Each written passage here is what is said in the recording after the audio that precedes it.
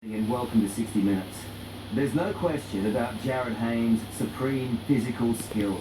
He's a champion athlete, but his strength of character is even more impressive. At the very pinnacle of his rugby league career, he gave away the riches and the fame to chase a dream. Jaryd wanted to play American football. He didn't know if he'd be good enough. He didn't even know the rules. He just knew he wanted to give it a go. And so he did. What Jaryd Hayne is now achieving in the United States should remind us all that the impossible isn't. It's the return of their favourite son, Jaryd Hayne, a rock star in the sporting world. And tonight, the former Parramatta Eels legend is back on home turf.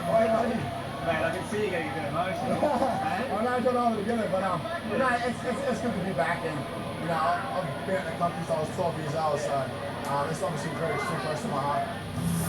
Less than 18 months ago, Jaryd made the biggest sacrifice of his career.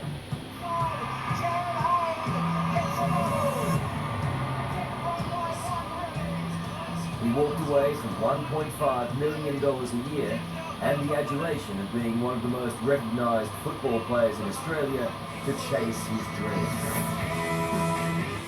Jaryd wanted to crack into the National Football League in the US. Not only one of the world's richest sporting competitions, but also one of the world's toughest. Could have just skated along the way you were going. Everything was going fine. Yeah, exactly. I could have done that. What's wrong with you? Exactly what's wrong with me. I'm not normal. But you're exactly right. I think the world in general, that's what the world thinks life's about, to be successful and to have a big house and have a nice car. But for me, it's about being on an adventure, finding out who you are, and pushing and growing as a person. When he left for the US, he had no contract, no agent, no job, not even a place to stay.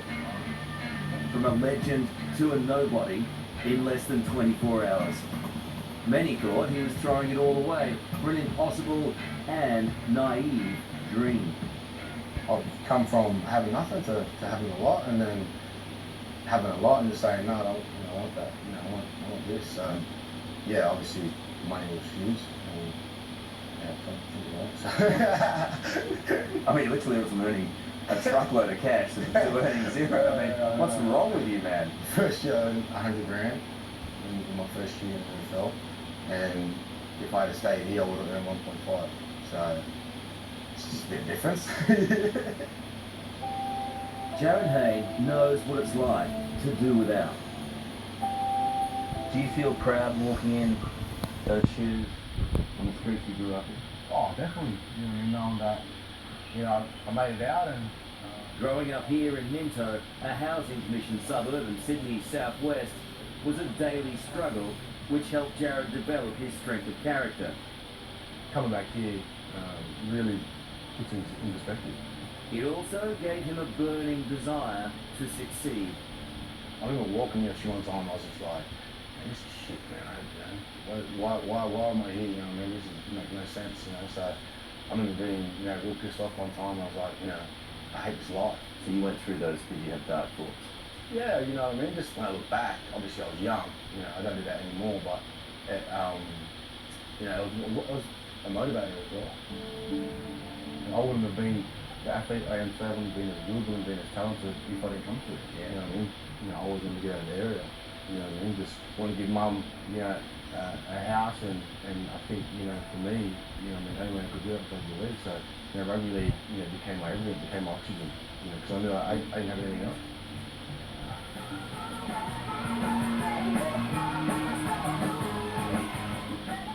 What is your first memory of him on the field? Probably running up the sideline scoring try. Really? I can still see his little skinny legs running. Jaryd Hayne is just as remarkable as her son.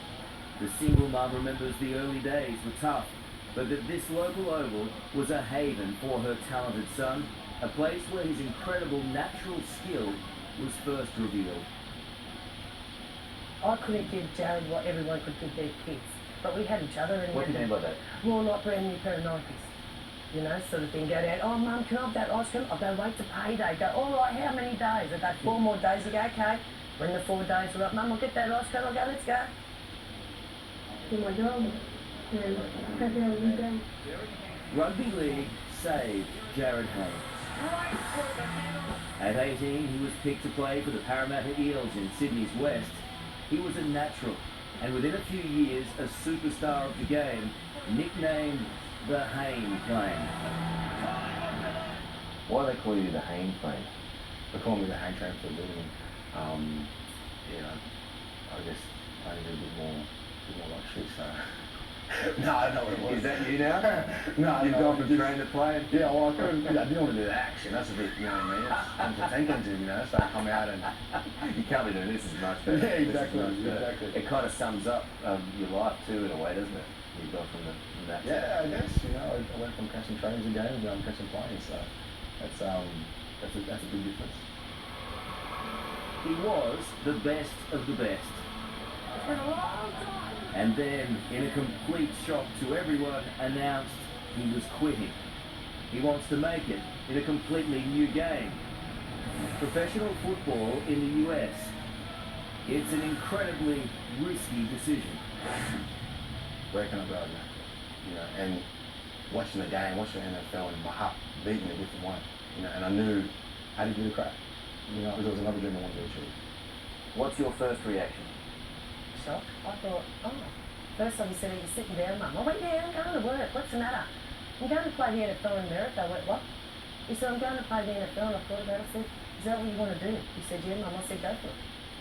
Thanks for your support, all your messages, and thanks for coming tonight.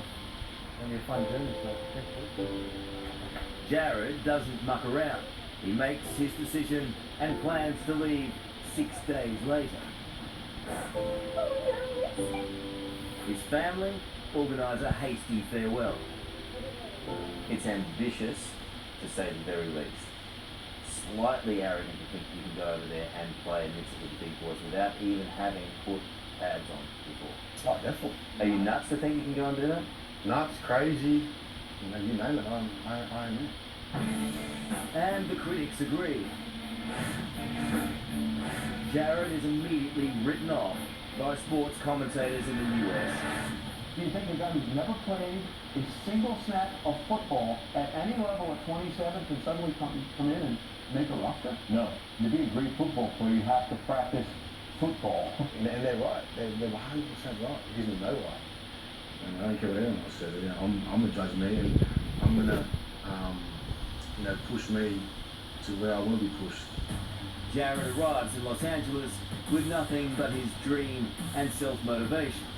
The very next day, he can't even start training until he goes to the shop to buy an absolute necessity of the game, an NFL ball. You can try and dress it up as much as you want, but that's exactly what it was. You know, we landed and it was, let's go to football, let's go to the park, run around, and it's a different kind of adrenaline. Like it's a rush I've never had before. You know, it's fears, anxiety, there's questioning, there's nobody going to sleep. You went to LA, you didn't even have a room booked at a hotel. Oh no, we actually booked it on the way to the airport. We booked it one night, so. Jaryd makes up for what he doesn't know about the game with plain old hard work. He seeks out Jay Glazer, a well-known TV commentator and top NFL insider. Jay also runs the Unbreakable Gym in LA, an elite training center. It was such an uphill battle when we first met Jaryd because he didn't know the players, he didn't know the rules. I still think he doesn't know the rules, but that's okay. What position do you want to play? He said, well, that's what I came in here for, to learn from you guys. I said, well, you don't know what position you're going to play? He said, no, that's what we're here for you guys. Okay, well, this is a new one. This is first, all right. How many moves would you have to be across? Oh, between, well, you know, 100 plus. Really? Yeah. So you have to learn from scratch the different moves, how they play out in every single play. It's literally like a chess match. You know, we're trying to do a move that defeats their defensive scheme, and they're trying to do a move that feeds our attacking scheme. Is it fair to ask the question what you did know over there rather than what you didn't? I mean, because the list of what you didn't know about the NFL would have been so long. What did you know? What do I know? I knew don't know much. Get down on chicken. I can push you back. See, you can't stop me. Yeah. And you're strong, you're a hell of a lot stronger. Now, take your hands and put it right there. I'm not sure. I mean, when does it actually sink in? That You've got a lot to do. It hasn't stopped yet. It's still sinking in. Naivety turns out to be a weapon for Jaryd. He turns up to a football scouting day and is so impressive, 3 teams asked to meet him. A few weeks later, success. A place on the training squad of the San Francisco 49ers. But now, things are about to get even tougher. Of the 90 players chosen, only 53 will make the final team. Now, I think the first 4 weeks, I'm just going to be just insane. I'm like, I've literally been here for 4 weeks doing the same thing, and I still cannot get it. Colin Kaepernick is the 49ers' star quarterback. He's played the game his whole life and is on a contract worth a staggering $126 million. One day of training, he's watching the new Aussie import coming back to the huddle. We had saw him at practice kind of pull a little index card or something out of his girdle. I couldn't remember by heart because it was just so much to intake. So what I ended up doing was actually that piece of paper that I wrote all the plays on, put it in the pants. You know, I kind of got tired of asking the quarterback what to do. I felt bad, so I kind of had my own cheat sheet. So I was like, Coach, what? Did you see that? Like, what did he have? He was like, oh yeah, he has his cheat sheet, so he better, just to make sure he knows what he's doing. Remembering the moves is one thing, but there's another battle for the new recruit. Wearing all the padding and a helmet. Its extra weight is totally alien to Jaryd. I mean, was that a big deal when you had to step up the gear on?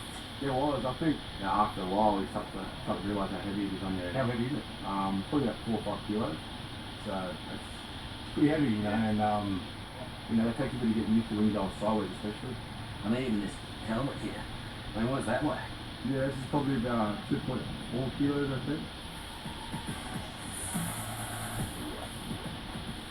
I don't do what I should be doing. I do what I believe is going to make me a better person, make me grow, make me become the man I want to become. Still to come. Oh, nice, beautiful. No one else saw. Yeah, I made it.